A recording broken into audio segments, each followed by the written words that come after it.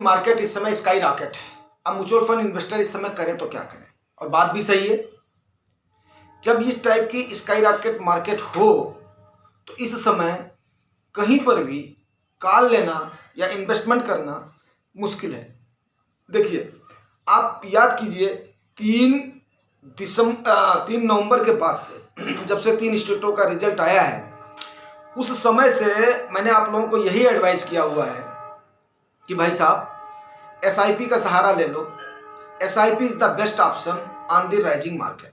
उसके रीजन मैं step by step आपको आगे बता रहा हूं, और इस समय इस मार्केट में करना क्या है वो भी बताना बहुत जरूरी है।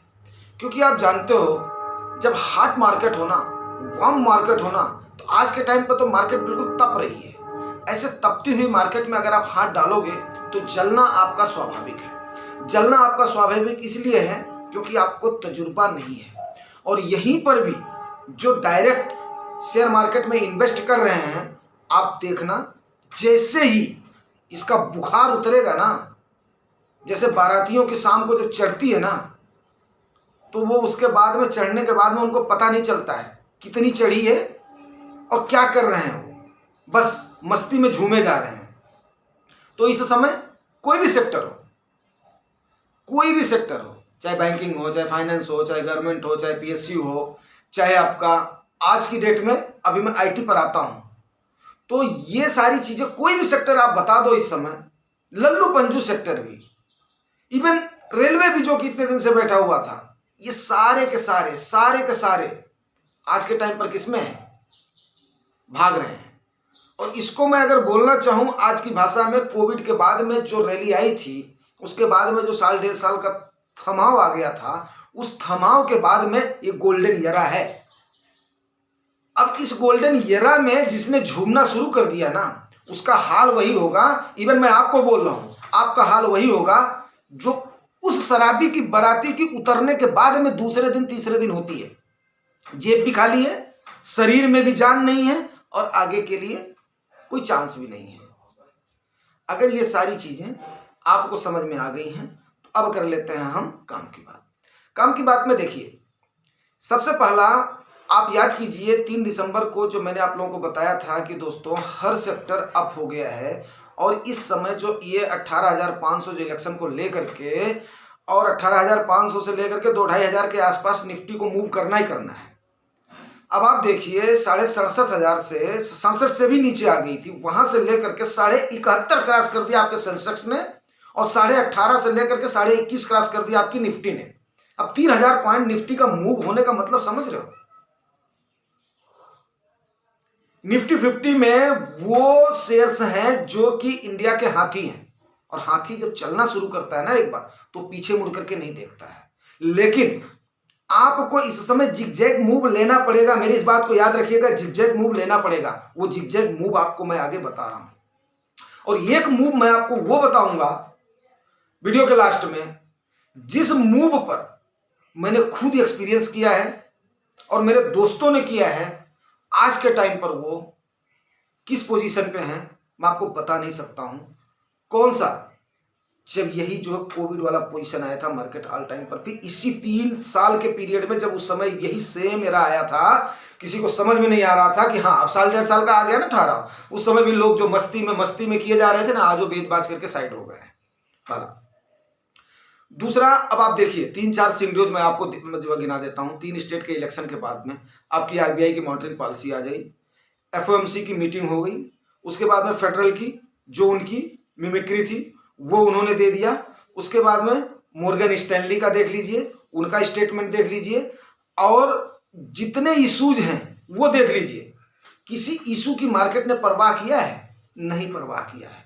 और उस दिन में मैंने यही बोला था, इलेक्शन से पहले भी मैंने बोला था कि मार्केट खाली गवर्नमेंट कोई भी आए, मार्केट इंतजार करती है सिर्फ और सिर्फ एक चीज का, जो कि स्टेबल गवर्नमेंट होनी चाहिए। अब मार्केट ने मान लिया है, इंडियन मार्केट ने खास करके ये मान लिया है कि अभी 2024 में एक स्टेबल गवर्नमेंट बीजेपी की आने वाली है। आएगी किसकी, वो भविष्य के गर्त में है। लेकिन स्टेबल गवर्नमेंट आने से फायदा ये होता है कि पॉलिसीज में ज्यादा फेरबदल नहीं होती है। और वो पॉलिसीज रन करती हैं। और मार्केट किसके ऊपर चलती है? सेंटीमेंट के ऊपर चलती है। ये बात आप भी जानते हैं, ये बात हम भी जानते हैं। दूसरा, जिस प्रकार से अभी मैंने कल के ही वीडियो में आप लोगों को बताया था, जो स्टेप्स हमारे आरबीआई के गवर्नर शक्तिकांत दास जी ने लिया था, वही सेम फेडरल की मीटिंग में हुआ है। अब उसकी वजह से क्या किया? कोई भी चेंज उन्होंने नहीं किया है। और यह बात मैंने जोर देकर के कहा था, आप लोगों को याद होगा कि कोई भी नेशनल इंटरेस्ट को प्लस जनता के हित को, दोनों को डिनाई नहीं कर सकता है। ये बात मैं ऑलरेडी आपको बता चुका हूं, जिसकी वजह से क्या हुआ, यूरोप और अमेरिका की मार्केट आगे बढ़ गई। अब आपको भी पता है इंडियन मार्केट, अब वो क्या हो गया, सोने पे सुहागा हो गया। इंडियन मार्केट किसको फॉलो करती है? अमेरिका और यूरोप को फॉलो करती है। अमेरिका और यूरोप के मार्केट अगर आगे जा रही है तो कोई सवाल ही नहीं कि इंडियन मार्केट आगे ना जाए।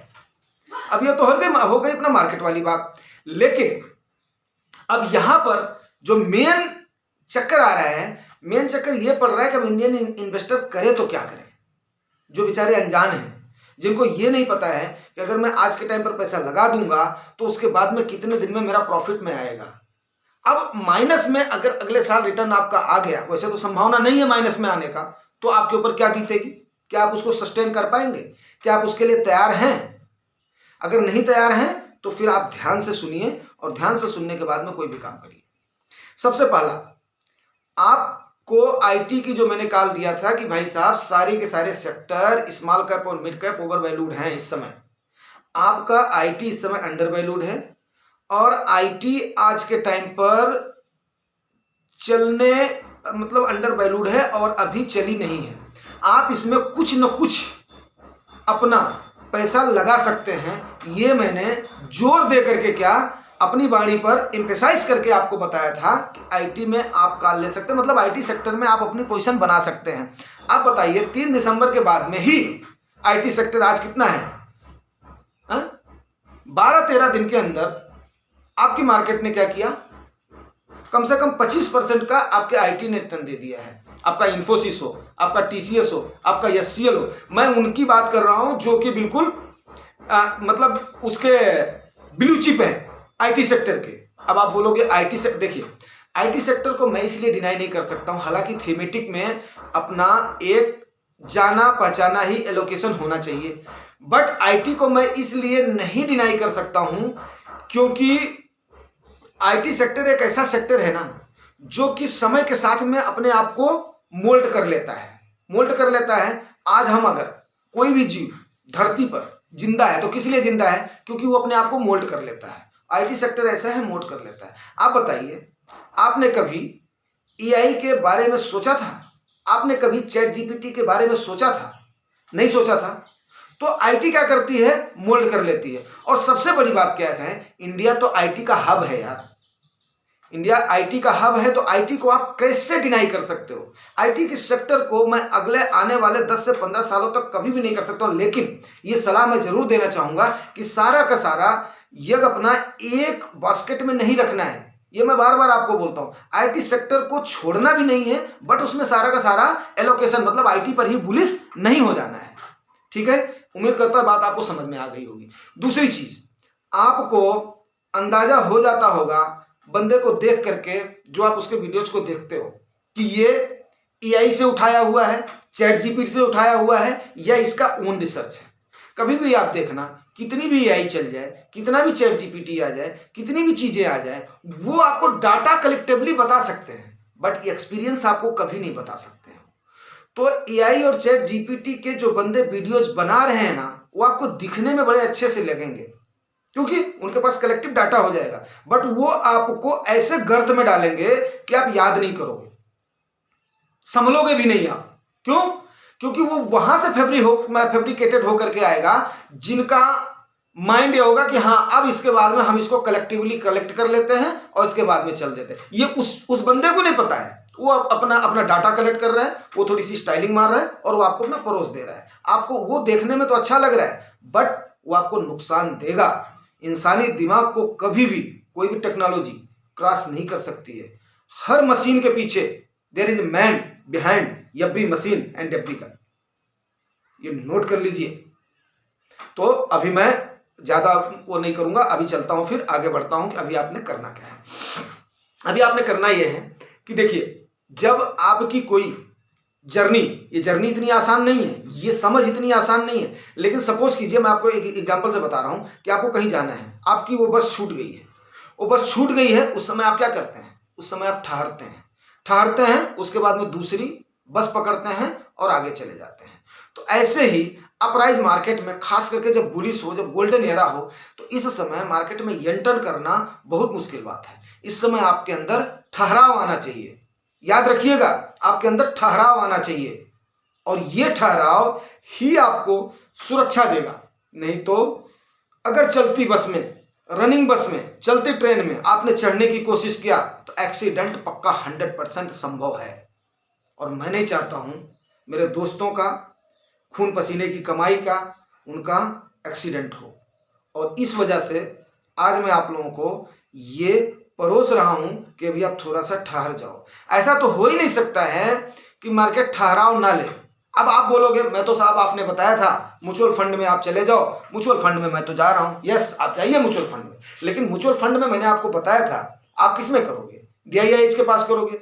डीआईआईएच की मजबूरी है कि वो कम से कम ज्यादा ज्यादा 5% वो अपने पास कैश रख सकते हैं, बाकी कैश रख करके इंतजार तो कर नहीं सकते हैं, उन्हें मार्केट में लगाना ही पड़ेगा। वो कहीं ना कहीं महंगा खरीदेंगे। और इस समय देखिए, आप ये मत सोचिए कि अभी जो है प्रॉफिट बुकिंग हो जाएगी। कोई भी इतना बेवकूफ नहीं है कि वो प्रॉफिट जो है बुकिंग कर लेगा। आज के टाइम पर आम इन्वेस्टर भी इतना बेवकूफ नहीं है। जिसको करना होगा, काम होगा, उतनी ही प्रॉफिट बुकिंग करेगा। ये आप नोट कर लीजिए, क्योंकि सबको पता है कि अभी साल 1.5 साल के बाद में, कोविड के बाद में, ठहराव के बाद में, जैसे ही लिक्विडिटी, तो गवर्नमेंट को, हर गवर्नमेंट को छोड़ना ही पड़ेगा, क्योंकि नेशनल ग्रोथ का सवाल है। जैसे ही लिक्विडिटी आएगी तो सबसे पहले आपका क्रिप्टो मार्केट बूम करेगा, हर शेयर मार्केट बूम करेगा। फिर तो बूम करेगा। तो अभी ऐसा भी नहीं, जितना आप पार्शियली आप अपना प्रॉफिट बुक करो। हाँ, कोई भी ये भी नहीं प्रेडिक्ट कर सकता है कि मार्केट बिल्कुल अप ही जाएगी, डाउन नहीं जाएगी, बट सिनेरियोज आप अभी इस समय कहीं पर भी दिखाई नहीं दे रहे हैं। अभी देखिए, मॉर्गन स्टैनली ने जो स्टेटमेंट दिया वो आपको मैं कोट कर देता हूं। उसने बोला है कि 20 से 22% लार्ज का ब्लू चिप कंपनियां, मतलब शेयर मार्केट जो है ना, सेंसेक्स आपका ये दे सकता है अगले 3 साल तक, अगर मोदी गवर्नमेंट आ गई तो। और अगर मोदी गवर्नमेंट नहीं आई, कलेक्टिव गवर्नमेंट आ गई, तो 20% तक मार्केट आपकी फॉल भी हो सकती है। तो अब दोनों सर्कमस्टेंसेस बन रहे हैं। दोनों सर्कमस्टेंसेस पे आपने क्या करना है? आपने करना यह है कि अभी इस समय आपको गवर्नमेंट के सेफ इंस्ट्रूमेंट में अपने कार्पस को, अगर आपके पास कार्पस है तो उसको बचा करके रखना है, क्योंकि इस समय काफी हॉट मार्केट है। जब भी डिप आती है, बाय एंड डिप पर ही करनी है। दूसरा, एसआईपी का सहारा ही लेना है, वो भी अगर आप म्यूचुअल फंड के इन्वेस्टर हैं तो।